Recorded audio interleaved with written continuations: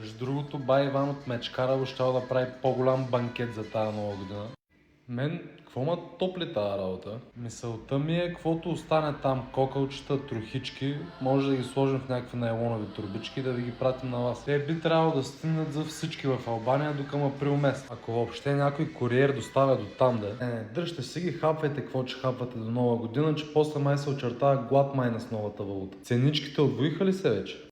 Чак пък да са се отвоили само синята зона в София.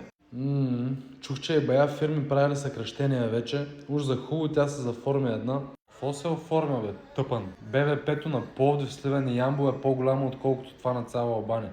Гледам те и непостриган. Какво стана? Барберите направиха ли ги цените по 50 лева вече? Не. 30 лева е. Някои вдигнаха и на 50, ама като им се изпразнят салоните, ще ги свалят пак на обратно. Не съм постриган, защото имам поръчки по договор и нямам времето да отида. За производството става въпрос. И това знаеш ли въобще какво е, че вие се занимавате само с наркотици? И ако дойдат там двама заблудени немци на тритави хотела на плажа. Да, бе, ама в цяла Европа се не знаят като най-големите бандити, даже по-големи от колумбийците. Вие с какво сте известни? Просия и кражба. Да, бе, в цяла Европа, освен в Албания. Всеки, който знае две думи английски, бяга от тая плюнка държава. Лошо няма, бе. Излезли са да бачкат, вкарват пари в държавата, затова и растежа на икономиката ни е по-голям от ваша.